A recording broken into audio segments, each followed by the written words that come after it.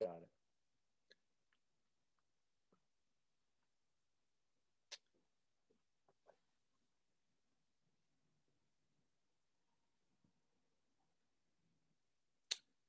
Afternoon, everybody.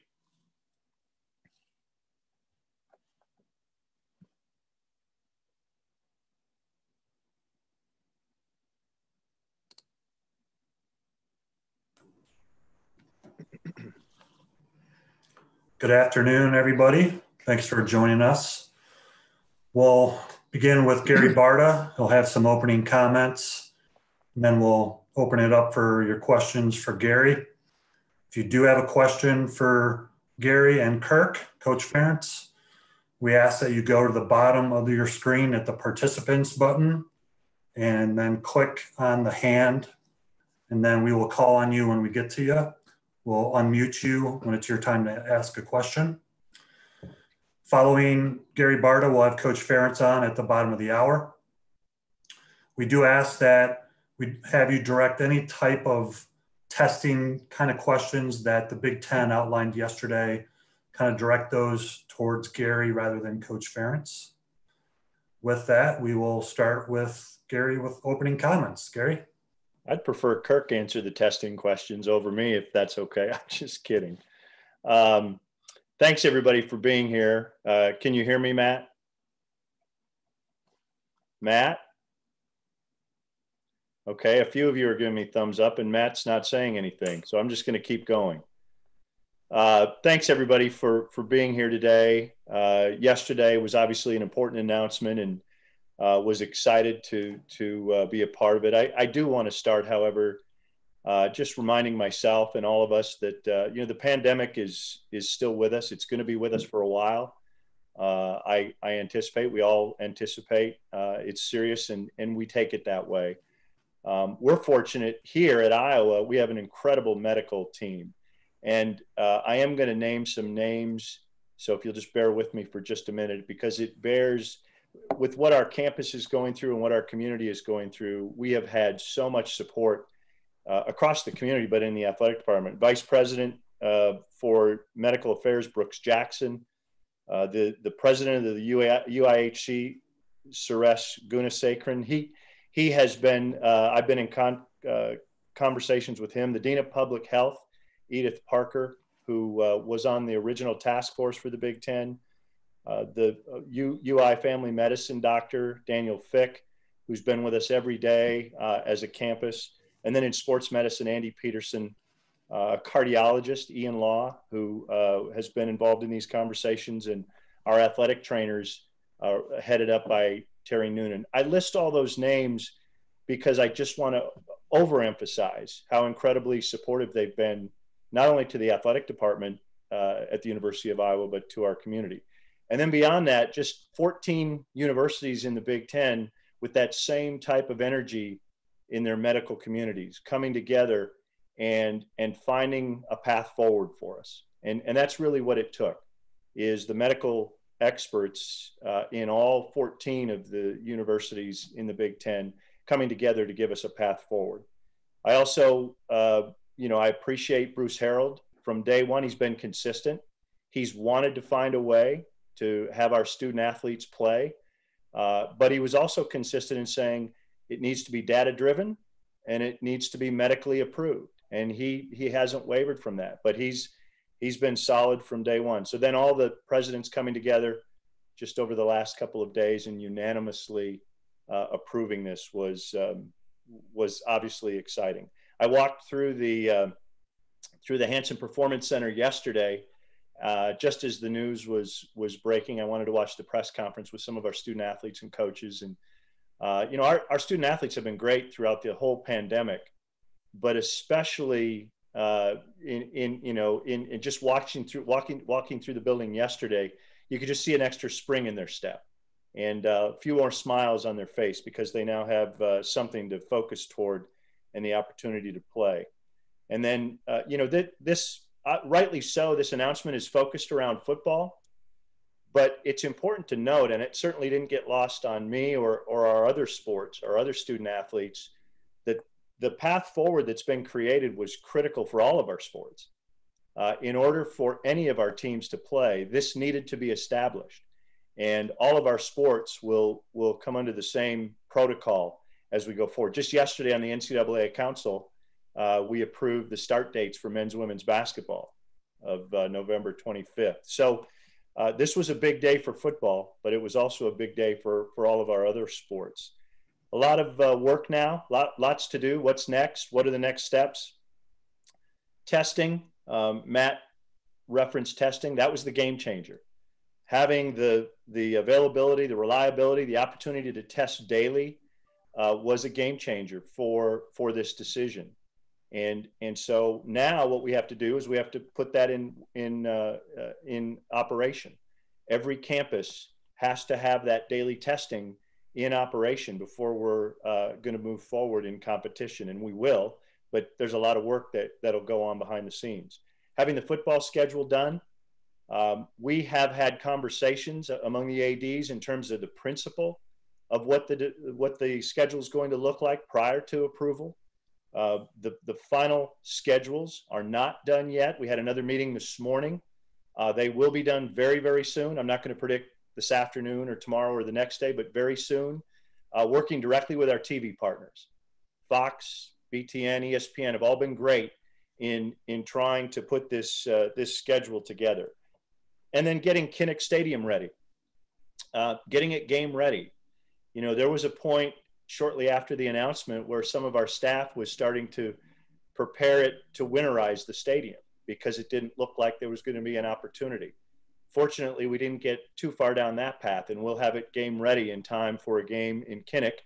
Unfortunately, for our fans, certainly, at least the first games will not include fans, include families of student athletes and personnel that are needed, obviously, to run a game day. But and that's partly related to the fact that the pandemic is still here, and it is still serious. So that's a lot of work we have left to do, but we're ready. We can't wait to get underway. And then finally, the financial impact.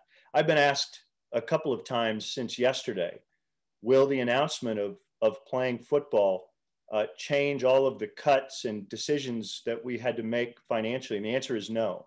The short answer is no. I spoke with or shared with our staff yesterday that the position eliminations, the furloughs, the salary reductions, and including the 4 sports no longer continuing at Iowa are all still in place, and those decisions won't change because the financial crisis is certainly still in play, and it's still going to be very, very significant. One of the things, we are going to have more revenue at the end because television, having these games televised, will bring more revenue, but it will be a much reduced amount because we're not playing a full schedule. We also, with no fans, we don't have ticket revenue. We don't have the donations that go with the seats, and we'll have much reduced revenue in all other categories. So we had previously predicted a range of deficit somewhere between 60 and 75 million.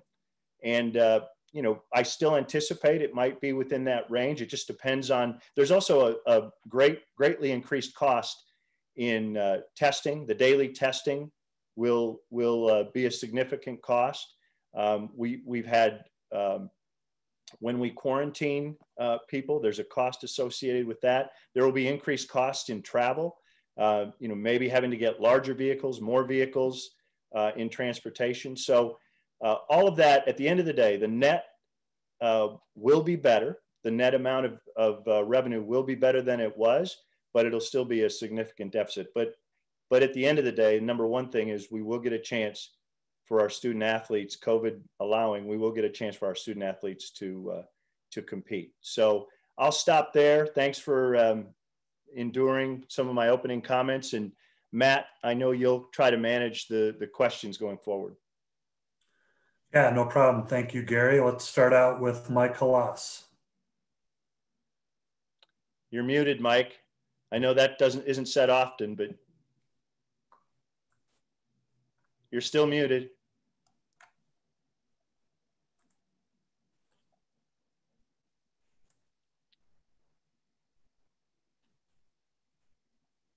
Hello. There we go. Some of your colleagues were saying they kind of liked it that way. I don't agree with them, Mike. None of them said that.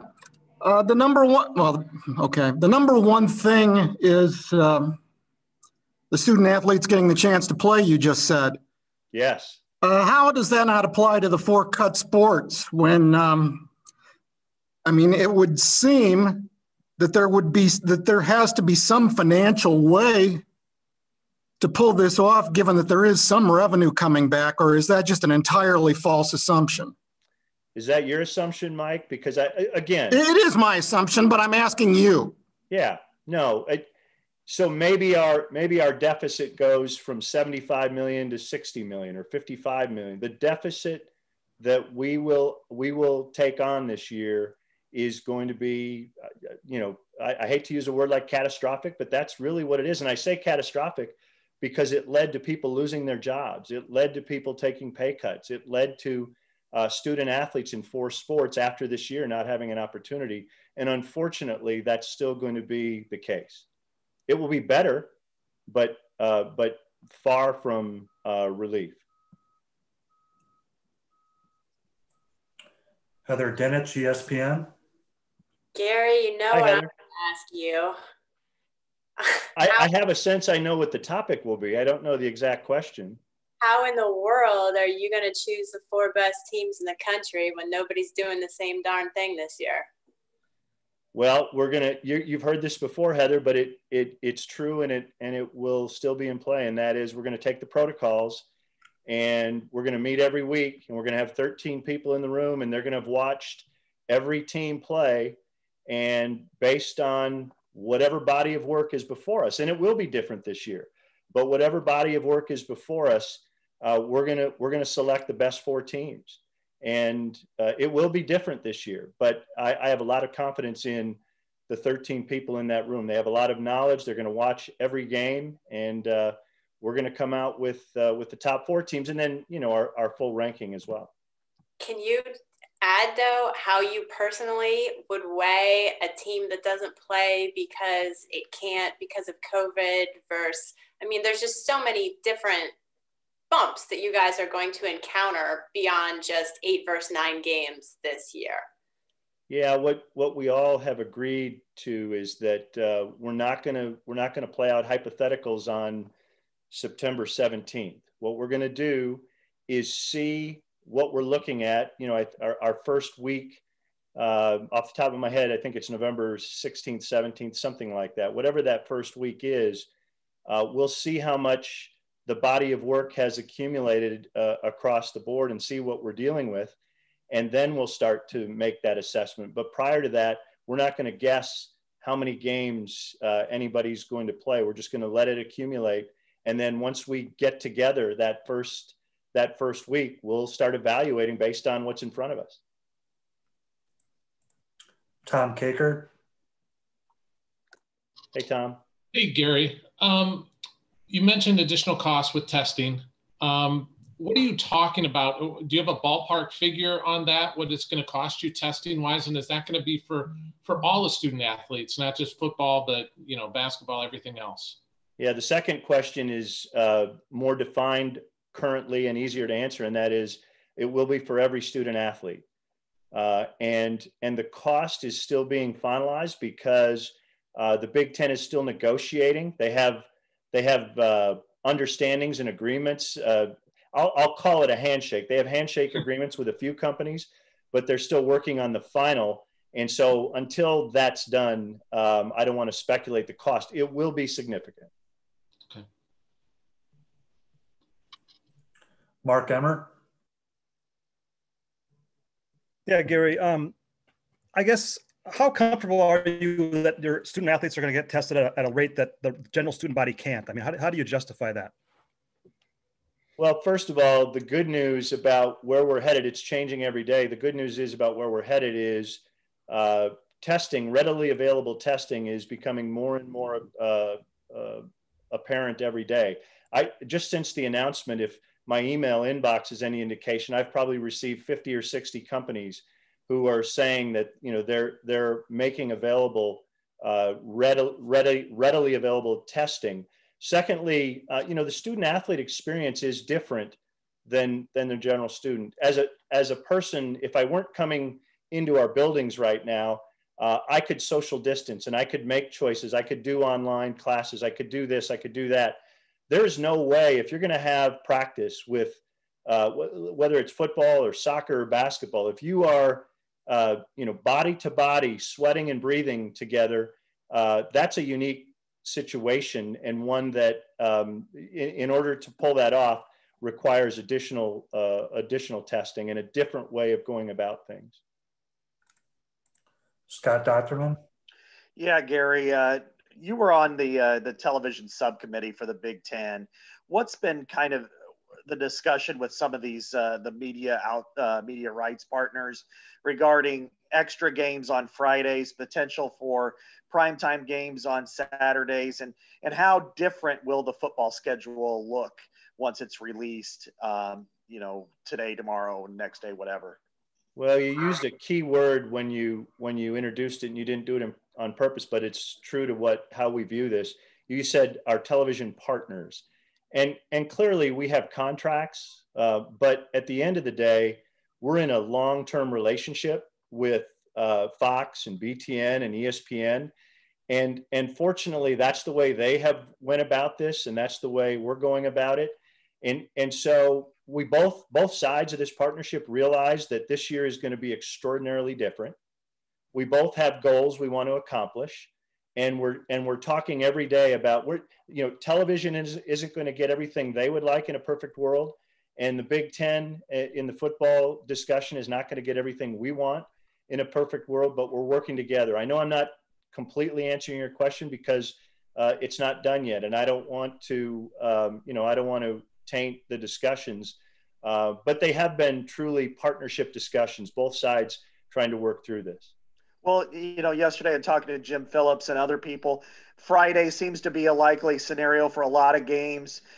Are there going to be more Friday games, or are there going to be more primetime games? I'm not ready to predict exactly what it's going to be, but those are certainly being talked about. One of the differences in a Friday night game when you don't have fans is the disruption to our campuses. I mean, I think most of our media group know that, Iowa was willing to do some very specific things, Memorial Day weekend as one possibility and Thanksgiving Friday as another.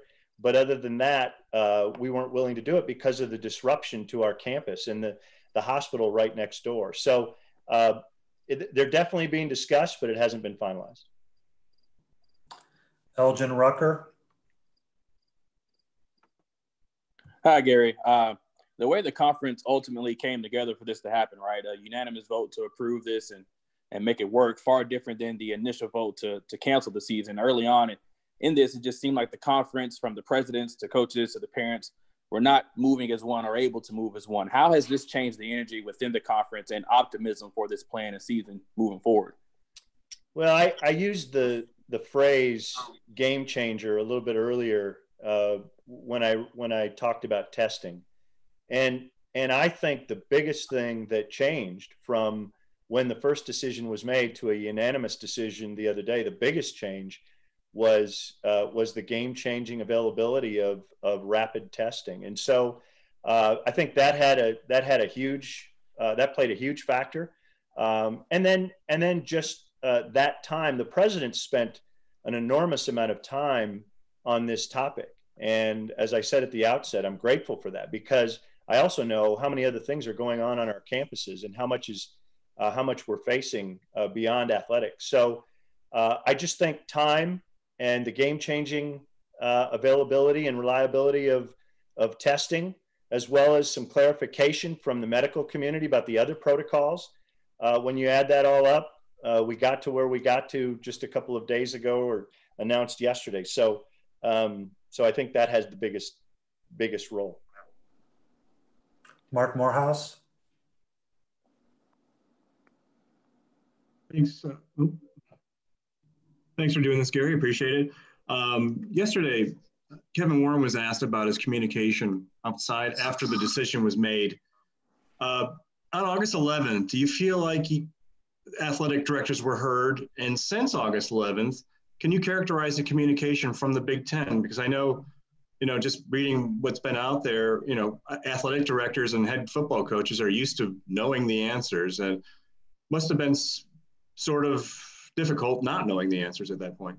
I think athletic directors and coaches think they have all the answers often, and in all seriousness, it's no secret that through all this, all of us, not just the commissioner, not just the presidents, not just the ADs, the coaches, we all can learn from this and do a better job of communicating.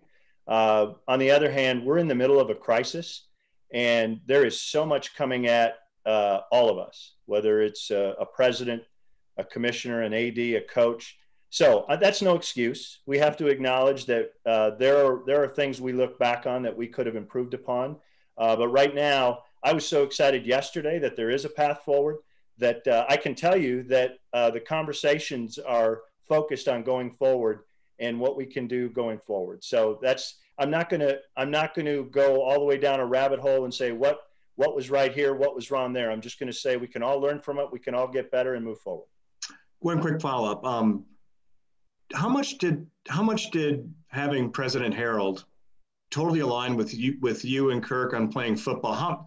Was there any advantages to be gained from that? And have you noticed any advantages, I guess? Well, I've said often, and maybe sometimes you all think I'm just blowing smoke or sucking up to my boss, but Bruce Harold he's an incredible leader. And whether it was this topic, which is on display, has been on display, or really any daily topic that I work with President Harold on, we're in alignment. We communicate well, we work well together. And I'll add Kirk into that equation since this is a football issue. And I feel fortunate that I have that kind of relationship with my president, with my boss, and with our football coach. And so did it help us? Sure, it certainly did. But we're fortunate that we disagree at times, but when we do, the door's closed, and whatever he says before I leave, that's where we're at. So he's been a terrific leader, and he's been strong throughout all this. And I don't want someone to misunderstand. I've said before, President Harold has wanted to find a path forward from the beginning, but never was he going to approve us playing if he didn't feel comfortable that the medical professionals and the data was in place. So he had a strategy that I agreed with, and that was, I would have preferred to have pushed it and delayed it while we were finding the information. That's not how it happened, but we got to where he and I both wanted to get, and that's a good medical protocol and a way to proceed. John Schaefer. Hi, Gary. 8 games in 8 weeks is an eager expectation almost. I mean, we've seen programs across the country have to postpone games early on this season. How confident are you that the Big Ten can pull off 8 games in 8 weeks here? I'm confident we have a plan in place to get it done if it's possible, but I'm also, like the rest of us, I'm watching what's happening around the country. I'm hopeful that the trend that we're seeing in Iowa City and we're seeing in the testing of our student athletes, which has been since the arrival of the students on campus, has continued to go down. If that can continue to happen on campuses around the country, then by October, if that trend continues, then I think we have a great plan in place to get it done. But obviously, there are things beyond our control that we'll just have to wait and see. Kate Payne. Thanks. Gary, where will the test be processed? Will that be at the UIHC, or who will handle that? Well, the site, the actual site hasn't been determined yet. We've been doing our test in a UIHC approved location within the athletic department with all of our athletic trainers are now University of Iowa hospital employees. That occurred before the pandemic was going on. And so it will be under the supervision and direction of the hospital. Most likely the person, Andy Peterson, who's been Dr. Andy Peterson, who's been working with us. But the test site and the exactly who's going to be doing it, that will depend partly on which company we go with, because they'll have some, there's different uniqueness to each bid and each company, but it'll be overseen by our UIHC, overall administered by the Big Ten so that everybody does it exactly the same way and with the same equipment and the same testing protocol. Just don't have the exact site yet. Chad Leistokow. Chad, you're on. Hey, Gary. Were you saying that Andy Peterson would be the chief infection officer, or that's not determined yet? I didn't say that, and it hasn't been determined yet. So that'll be something. Yeah. President Harold and I have talked about it. Every university, as you read, every university will have someone named, and we have not named someone at the University of Iowa yet. Okay, and can you help clarify the population positivity rate, the 7.5%? What is the total? Can you explain that? That wasn't very well explained yesterday on the Big Ten teleconference. Yeah, well, hopefully I can explain it. The simple answer, Chad, is that both of those metrics are relevant and related to the team that you're working with. So both metrics, in this case, the 5% and the 7.5% are both measuring football population, not the local, not the community, not the university, and not other sports teams, just football. The 5% rolling average every day, or every 7 days, is about how many people tested, what percentage tested positive during those 7 days. And that has to be below 5%. Now, when somebody tests positive, they go into a protocol that lasts longer than 7 days. And so you accumulate the number of people who are in that potential positive count. That at any time has to be below 7.5%, if that makes sense. So the positive tests that occur within a 7-day rolling period has to be below 5%. Anybody who's going through the positive protocol at any time that's part of that football grouping, that percentage has to be below 7.5. Now you can have below 5% in the testing percentage and above 7.5% in the lingering and still move forward. But that goes into the cautious. And I'm sorry, it is very detailed. I hope that helped a little bit in clarifying, but I don't want to go on and on about my understanding of it either. Did that help, Chad? So if you have like 150 people in football, you're saying, and there's 8 people in protocol, if you added, for instance, like 5 more positive tests, then you're over that 7.5%. Is that what you're saying? Is that right? You would be, but you would not necessarily have to shut down at that point. Because over a 7-day period, if your percentage of positives is less than 5%, you could keep practicing and playing. Okay. Does that help clarify it? That's why there's the green. I just want to know what the total number population was versus the daily tests. So I think that's good. Okay. I probably went too far in trying to stretch my athletic director knowledge and responsibility, but I hope that helped in my way of explaining it. Eric? Yeah, Gary, I'll ask you to extend your coronavirus testing knowledge a bit further with regard to the daily testing. We know that the football team is going to get daily testing starting September 30th for sure. What about volleyball or the other fall sports that are going to start their seasons in the spring? I mean, is that a daily testing situation for them at this point, or does that kind of start later on? Yeah, I think the principle that's been established, Eric, that's a good question. The daily testing can start no later than some period before they start competing. Now, we haven't determined yet. We need to get up and running. The first team that's going to compete at the University of Iowa is football. So we're going to get that protocol and that process all set. And then we'll decide, at a minimum, what the presidents are saying is everybody must be tested daily once you get going in your competitive environment. We haven't decided yet if the testing daily will begin sooner than that. That's something that we'll approach later. And on the cost for testing, will that be, the Big Ten is apparently negotiating for the testing program, I guess the hardware, whoever's going to perform it, but is that going to be paid for then? Are you going to pay for just Iowa's testing, or is it going to be pooled together where it's an equal cost for each school? It will be pooled together. We've rev shared and expense shared for years, and that's the anticipation. We haven't gone into the nitty gritty. Somebody said, well, Iowa doesn't have to worry about it because the Big Ten is paying for it. Well, the Big Ten doesn't have any money as an entity. The Big Ten is all of us collectively. So it makes sense to have one entity negotiate the contract, bring in all of the expense, and then through our sharing, distribute it. So that's the reason the Big Ten. It wouldn't make sense for each of us to negotiate our own deal. One last thing, back to the revenue. Are you still going to pursue that $75 million loan? Well, I'm going to be working with the campus to pursue some way to cover a huge deficit. Yeah. Okay. I don't know. I mean, in this scenario, I anticipate it to be lower than 75 million, but it will still be in the tens of millions. I don't know exactly yet because I don't know all the expenses and I don't know all the revenue, but it will still be a very, very large sum of money. So as I've described to a few people, instead of taking 15 years to pay it back, maybe we can now pay it back in 10, 11, or 12 years. But it's still going to be a huge financial impact. Thank you. Okay, last question for Gary, Scott Docterman.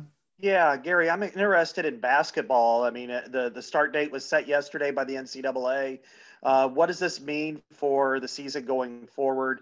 Are there bubbles going to be in play? And then also, what about some of the previous agreements and contracts you have with non-conference teams? So yesterday was an important stake in the ground because now we know the first date that's been approved for us to compete. So that's step one. Step two, we had meetings this morning with basketball, men's basketball, meetings tomorrow morning with women's basketball, because the starting dates are the same for both. As you've alluded to, we have agreements, all of us collectively across the country have agreements that are going to have to be renegotiated, or reworked. And then we haven't made any final decisions yet on how many non-conference games we'll play versus Big Ten conference games. That's now in discussion. Okay, thank you for your time, Gary. All right, thanks everybody. So Matt, if I want to listen to our football coach, do I have to get on a different call or do I stay on this one? No, you could stay on, maybe just turn your video off and make sure you're muted. I promise. You can keep your video on if you want.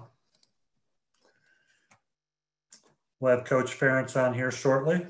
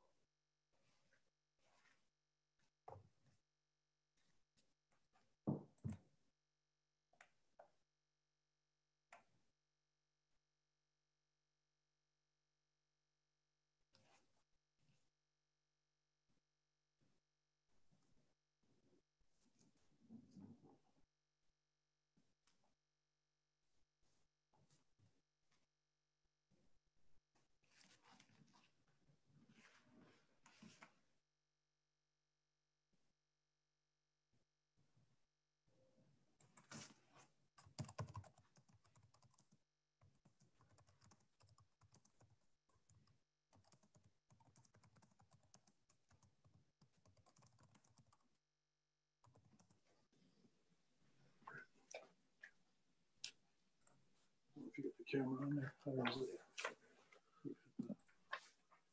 take that little X out of the video? Yep.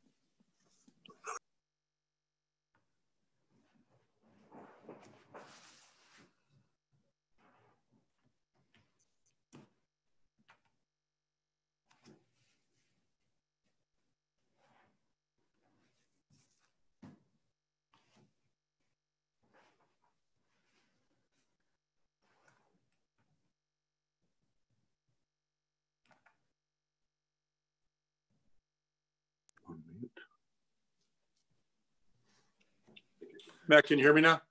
We got you. Thanks for taking the time, Coach. We will start with some opening remarks and then throw it out for some questions. Well, first of all, I hope practice goes smoother than the entry here. So just good afternoon, everybody. And it's certainly good to be talking football after all this. There's been uncertainty, certainly for everybody, going back to March in all regards of our lives, certainly. So it was really great to get some clarity in terms of where we're going as a football conference and, what it looks like moving forward. And I can just tell you, it was really exciting for our players to get that news yesterday, to see their faces, announce it to the various groups in the morning. And we had a team meeting last night, but just a total different demeanor and tone. So, to me, the biggest issue in this whole time has been about our players, what's best for them. And certainly their health is first and foremost, but for them to know that we have a chance to play football, it's exciting. Dave Reston on the Big Ten Network yesterday said, I'm sure you're raring and ready to go. And I said, yeah, certainly we're raring to go, but we're hardly ready to go. And that's really the challenge that's in front of us right now. So first thing I would just want to do is just thank all the presidents and chancellors, all the people that were involved in the decision for their leadership and their thoughtful consideration in this matter. And I know back in August, they had information in front of them and they didn't feel comfortable for several reasons. So they made the decision they made, and really appreciative that they looked at the information, the new information that's been brought forward, and the clarity that was brought to some other issues, and found a way to have us have a path to football. So we're excited about that. But all that being said, there's still a lot of work to be done. I think the rapid testing, not that I'm a medical expert, that was a real game changer, and there were some real concerns about contact tracing, especially. So I think that was a prominent part in this whole thing. But this isn't going to go away. It's going to continue to be something that everybody's got to be very, very vigilant about.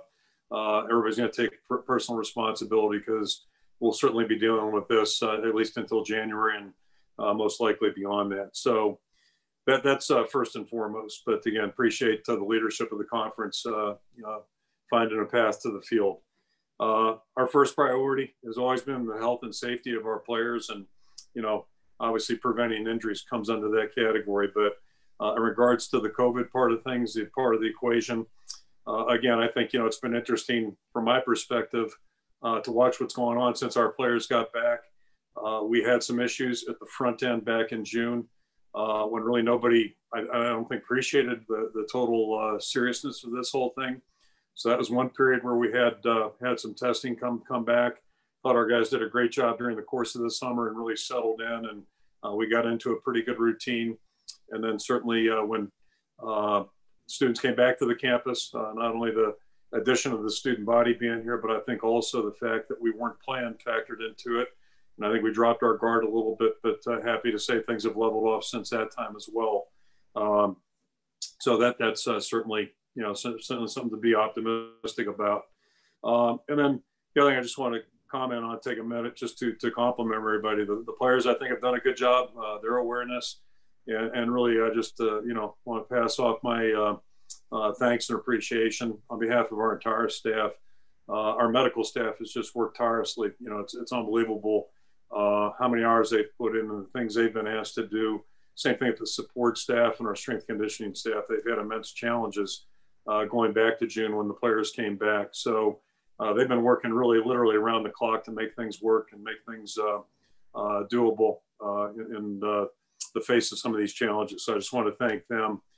And as we move forward, one of the key points I shared with our players twice yesterday was just, again, the level of personal responsibility all of us have. And, if we're going to make this thing a reality, if we're going to make this thing move forward, everybody's got to probably be more vigilant than they've ever been as we go along. So I think that's certainly really important. One other factor, again, for the coaches and all of us to be cognizant of, I think, is just, where we're at physically right now. And certainly there is a reason teams go to come off May break and come back and train the month of June and month of July before they go to camp in August. And there's a real reason for that. So, we haven't had that type of continuity with our training for a couple different reasons. And, the reality is when we had our helmets on for the first time back in July, at the end of July. It seemed strange to see our guys with helmets. It was the first time we'd seen them since December 27th with a helmet on. And now it's going to be the same thing whenever we do get our shoulder pads on. We haven't had pads on since December 27th as well. So, we certainly have some challenges from a football standpoint, a lot to do in a short amount of time. We're really going to have to maximize every opportunity. And, at one point looked at it as a possibility we could play in January, had one different mindset for that. Possibility of playing after Thanksgiving didn't really impact things. And then all of a sudden the discussion of October changed things dramatically. So the bottom line is that the time that we have between now and our first ball game, still undetermined, but we have a good idea what that window looks like, roughly a 5-week window. So we really have to try to be as smart and vigilant as we can to move forward and have a good plan in place for our players. But first and foremost, I think we have to take in consideration where they're at physically. One statistic, talking to one of the NFL strength coaches during the course of the summer, he threw out the amount of soft tissue issues they had back in 2011. After that, the pause there with their training, the players didn't get. So that's a very real issue, just like COVID is a very real issue. So we've got a couple levels, I think, of awareness we have to have from a physical standpoint with our players. And, they're both very, very important in terms of, player safety and player well-being. So that's kind of where it's at in that regard. I know the scheduling's yet to be determined. What we do know is we'll play 8 games, and they'll all be Big Ten games, so they're all going to be extremely competitive. Really not too worried about who the opponents are.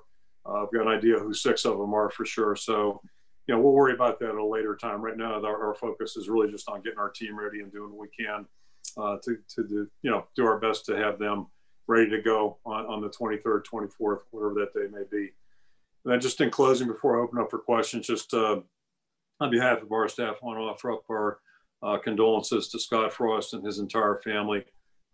Scott lost his dad here, and been through that myself. So it's a really tough thing for anybody that's experienced that, certainly. And our condolences, our thoughts are with Scott and his entire family. And I'll go ahead and open that up for questions. Thanks, Coach. We'll start with Adam Rittenberg. Hey, Kirk, thanks for taking the time. I was just wondering what the weekend was like for you as the presidents were meeting, the subcommittee and the others on that return to competition task force, and just kind of waiting until you got an answer. I guess it was yesterday. What was that period like for you and your staff? Yeah, I can't describe it as overly dramatic. Tried to make myself as numb as I could to it, and have kind of developed a habit of that, I guess, over the last several weeks regarding that decision. And then, strange this weekend too, watching football. We have that opportunity during bye weeks, but not to the extent we did this past weekend. So, quite frankly, it was kind of hard to stay interested in any of the games.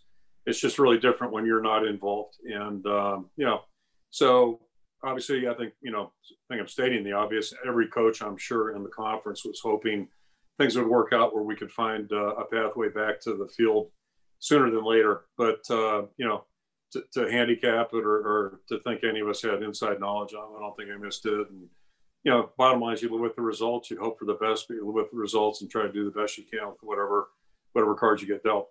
Did you think there were several areas that had to be resolved for you guys to have a chance this fall, whether it was rapid testing or the heart issues or just a couple things that you felt or watched had to be figured out for you guys to have this chance?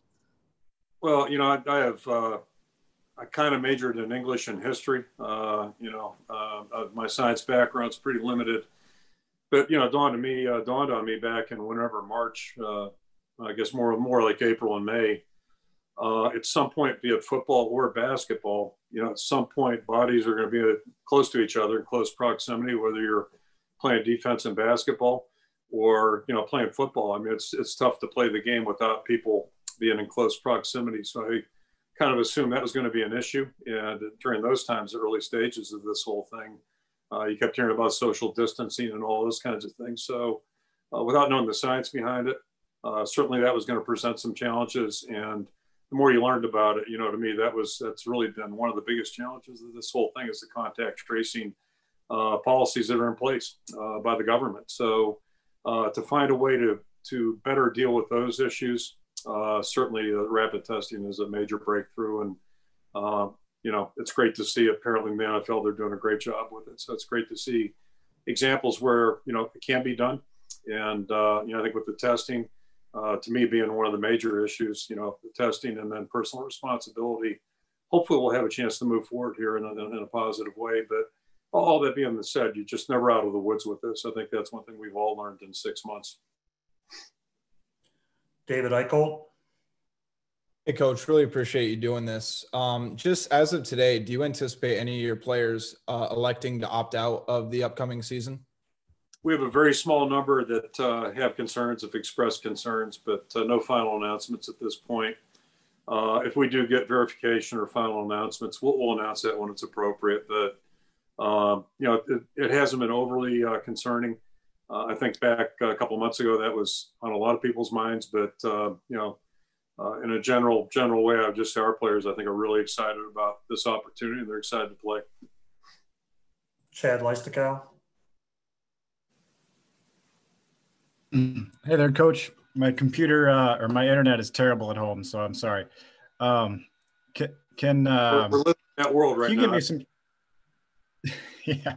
Can you offer some perspective on how many like full contact practices you would have in spring and training camp versus maybe what you anticipate a good ballpark number being ahead of your October 24th opener?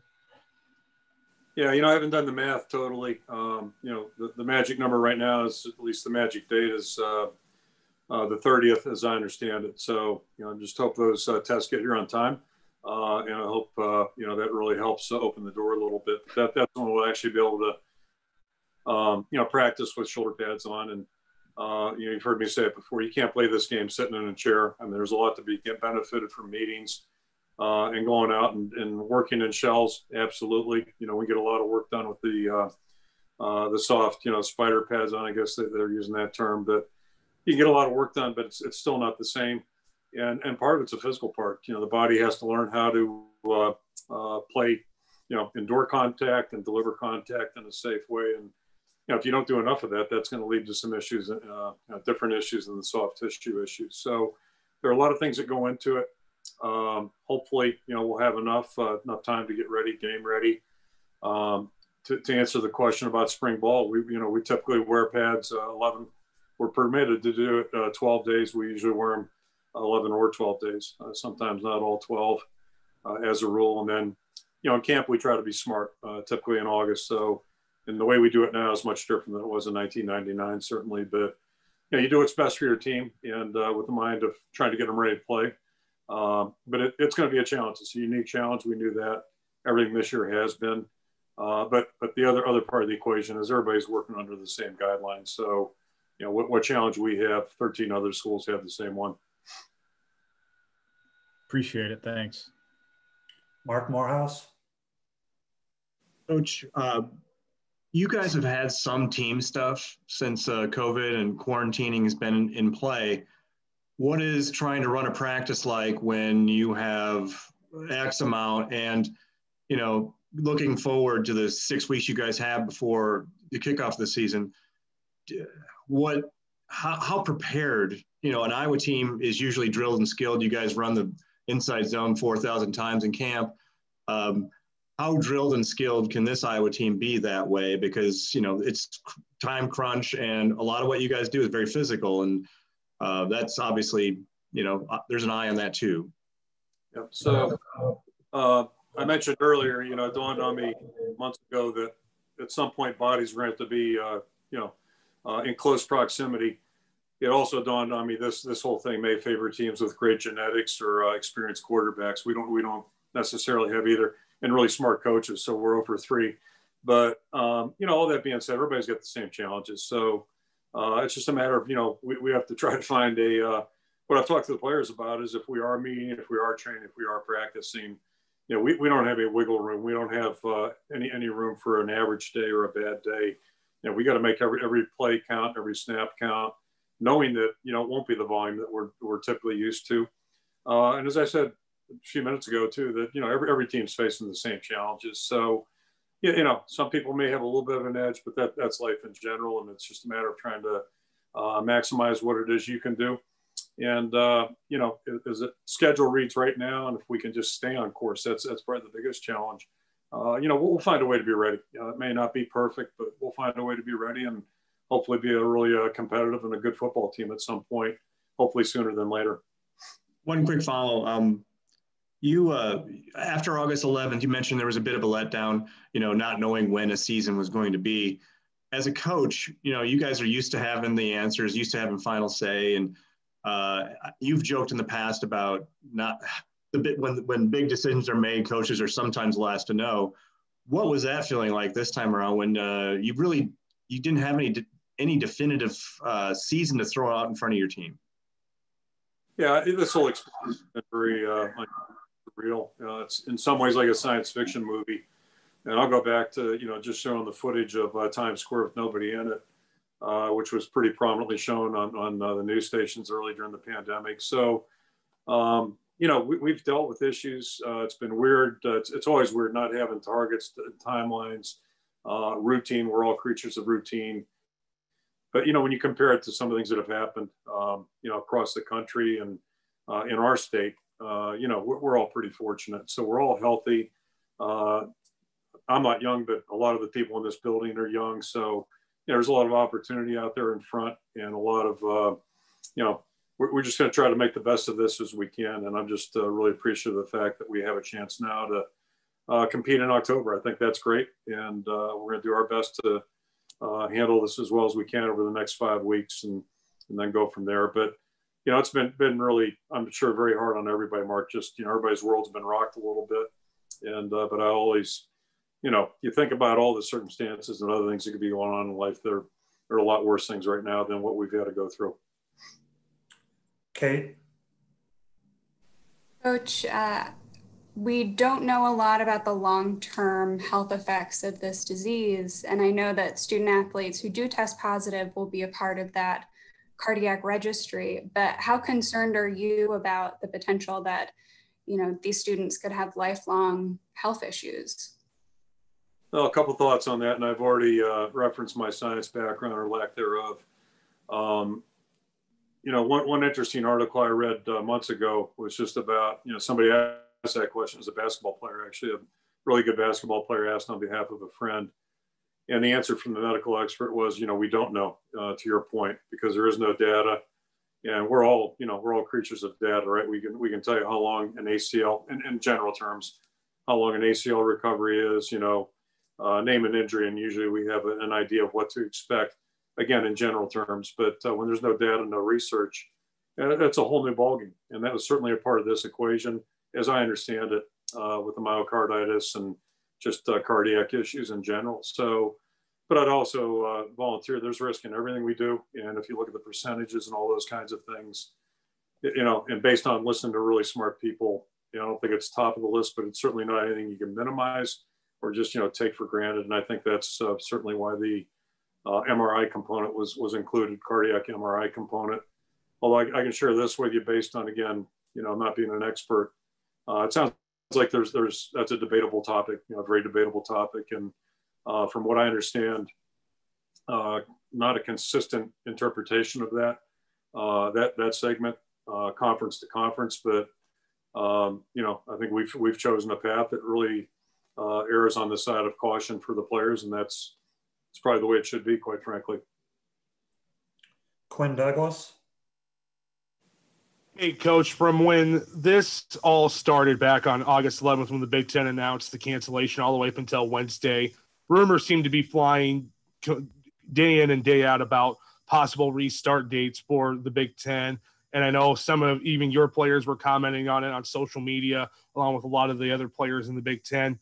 How much of a mental toll did hearing all these rumors about Big Ten starting on October 10th, October 17th, and all these dates that were thrown out, how much of a mental toll did that take on your players and maybe even on your staff? Yeah, you know, the players, again, to me, they're the prominent, you know, focal point in this whole discussion. You know, and you know, there's a lot of discourse out there, a lot of talk and what have you. I mean, it's just commonsensical. Coaches want to play. We want to compete because that's our jobs. That's what we do. We chose it. Most of us chose it for our profession. Not many guys end up here by accident. So, it goes without saying that we wanted to compete. And I would say the same thing about college football players. I talk to our guys all the time about, two things. We all choose to do this, and then secondly, we're able to do it. So we can feel very fortunate about that. But nobody wanted to play more than the players, and nobody was more disappointed on August 11th. I can assure you, the coaches were, everybody involved with the program was, but nobody more so than the players. And it just again, things can always be worse. It's not a life or death circumstance, but it's like when players get hurt. They see opportunities to compete and play. Disappearing in front of them. It was kind of the same sensation. So, everybody's wanted to come back and get back since that time. Probably the biggest challenge was, when, in my judgment, August 11th, what I heard was we're not going until January. So I gave our guys a chance to go home. They had been home in 2+ months. So good for them to have an opportunity to do that. So we cut them loose until school came back in session. So, if had we known we might be playing in October, we probably would have approached that differently. But, that wasn't what we had to deal with. So we made the smartest decision we thought we could based on what was in front of us. And so, when I heard October 10th as a possibility, I don't mind telling you that was a little scary. But if it was, it was. And we deal with it and make the best of it. But, where we're at right now, we're just going to look at what the time frame is, try to be as smart as we can, and do the best we can to get our players ready to play, but also not put them at risk, and maybe not, go as hard as we would in an August camp. We're not going to have the flexibility of having all day long available to us. So it's going to be a very different preseason, if you will, that way. But, we've got 5 weeks. We'll have a chance to get the team really ready to go. And if we're concerned about a guy's conditioning or where he's at, we'll be smart with him like you would any time of the year. Mike O'Brien. Yeah, Coach, obviously when you had players going in and out of the facility yesterday, I saw some guys dancing, obviously super excited for obvious reasons. And then it seemed like the entire team converged right around 6 o'clock for a team meeting. I'm just curious, what was it like being part of that meeting? What was maybe some of the things said? Obviously one of the first positive full team meetings that you guys have had in, 6-7 weeks. Almost a full meeting. So we had 3 different training groups in the morning, just told those guys individually, but that didn't count for, we have some players in quarantine right now. So, we Zoomed the meeting yesterday, had the whole group in there.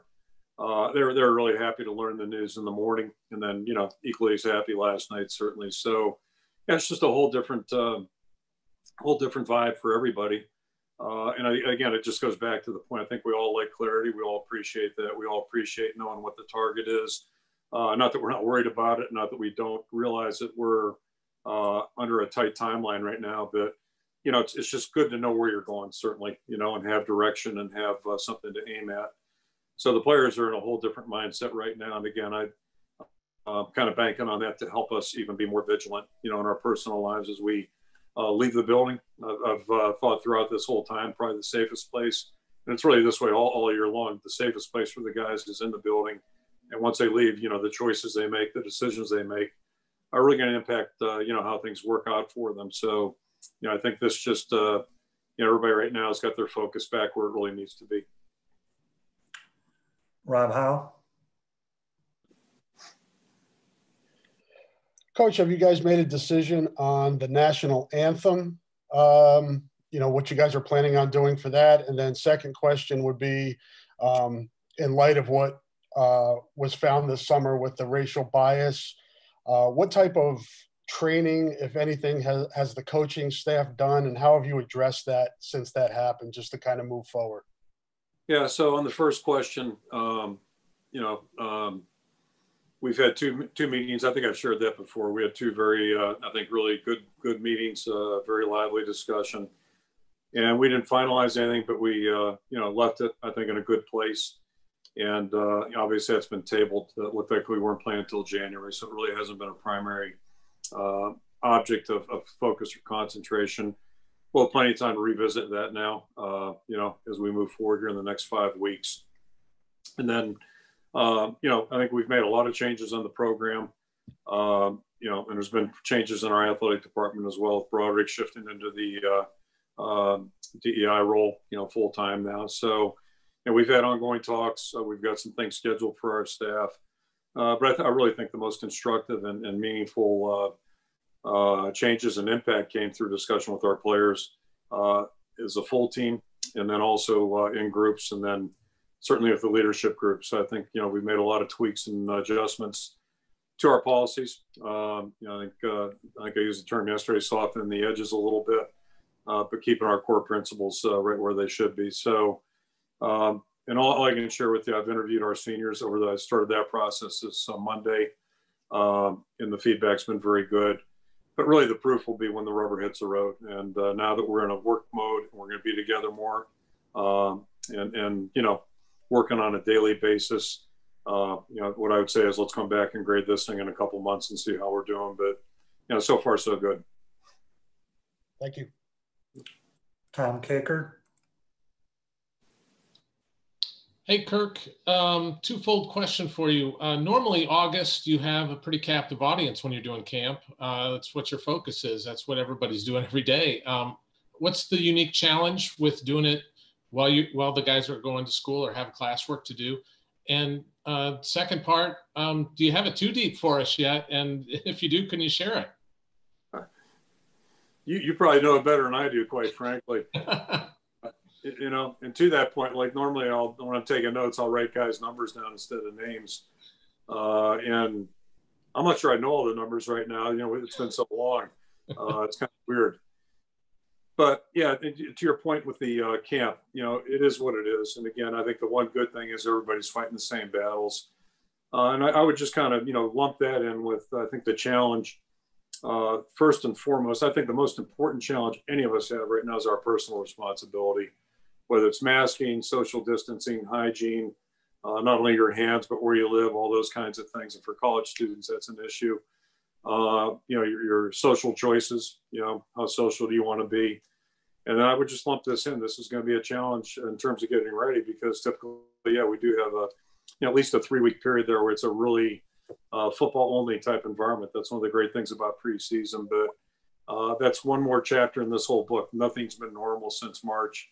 And, so really gets down to who can handle that challenge the best too, who can, balance their classwork and their academic, and that hasn't been normal either. A lot of the stuff's online. So how can you handle all these different challenges that are very different than any year any of us have been through?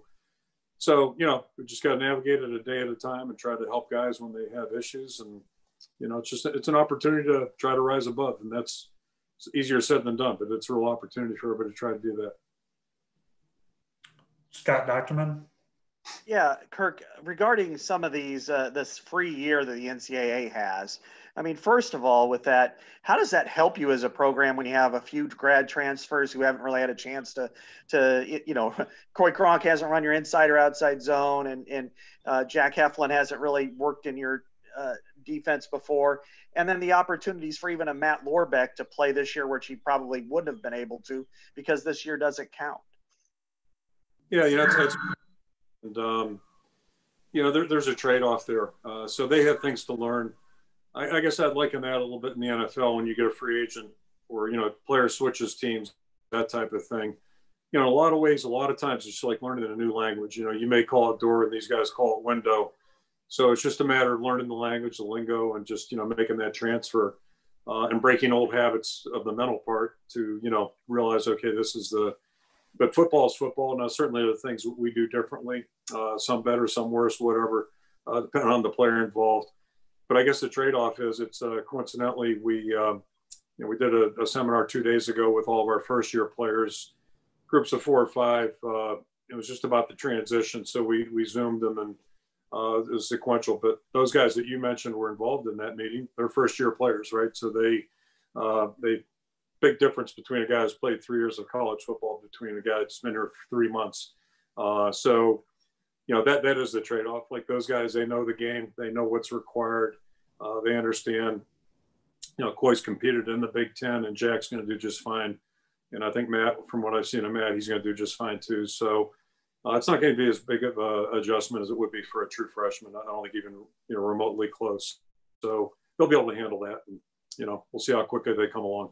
And on a follow-up to that, the NCAA allows this year to be a free year eligibility-wise for everyone. I mean, what's the instructions you've been given about scholarship numbers? I mean, I'm sure you can't bring them all back, but for somebody like a Cole Banwart who's coming off an injury, if he had that 6th year, or even a Coy Cronk or somebody like that might have that extra year.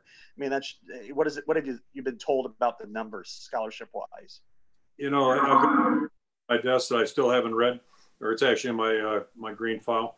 But it's interesting. We've had nothing but time, right? But I feel like all of our focus has been on trying to move this ball forward and thinking about it and thinking about, all these different scenarios. So I've got some catching up to do on some things, as strange as that sounds, right? But it's been hard to focus real intently on that. And quite frankly, that whole thing isn't hard to, somebody's have to help me out on that whole equation, because it's kind of mind blowing. So my thought right now is let's get the team ready. Let's play these 8 games and then we'll see where we're at, but we'll have some time to sort that out. Okay. Last question, John. May call you for some help on that one. Sounds like you know more than I do. Hey, Kirk, 2 questions for you really quick. First off, no fans in the stadium as of right now for Big Ten football. What impact do you foresee that having for you guys, 1 at home and 2 on the road? Well, on the road, that's great, especially if we're indoors, all for it. So we're in one of those, 100,000 seat stadiums. At home, I thought about that back when they talked about the whole concept. And, I just kind of flashed right back to when we scrimmage in August or scrimmage in the spring without fans there. It feels kind of weird because you're going live and you're going full speed and all that, but it's not the same as game day. So yeah, it's one of those things I've never experienced that we're going to find out here shortly. But it's because normally you come out of the tunnel, that adrenaline rush of the fans, anticipating the swarm and all those things that you're accustomed to. So it's going to be very, very different and probably be a little bit of an adjustment for all of us. And then part 2 of that first home game, what's the emotion going to be like for that first quarter break, for that wave, getting to be back on the field? What's that emotion going to be like for you? That'll really be special, I'm sure. And that's one thing that won't change. We have not lost that ability or capability. And, it's kind of one of the untold stories of this whole thing. The risk of not having the season was, or playing indoors like we thought about in January and in the wintertime. The kids weren't going to have that opportunity, at least to have something to look forward to. And I think that's probably the biggest part about it for them. It gives them something all week to look forward to. You hear the stories from their families and the kids that are involved. So it's really been a neat thing. And I'll segue a little bit. One of the cooler things, the stories I've heard about that whole thing came from all people, Tom Moore, who was on the sideline. I did see him with the Tampa Bay Buccaneers the other day, working the sidelines down there at 80, 81 years old. But when Tom was back here to be honorary captain a year ago for the Wisconsin game, he was over at the hospital, I think at 8:30, 9 o'clock that morning. And he was just so looking forward to that. And here's a football guy, a lifelong football guy, lifelong Iowa guy. But that was, I think, as special to him going up there and getting to, see what that was all about. I think it was as special as him being honored as the honorary captain. And he told me all about it and told me about the kids getting tickets and had concessions for them up there, popcorn, all that stuff.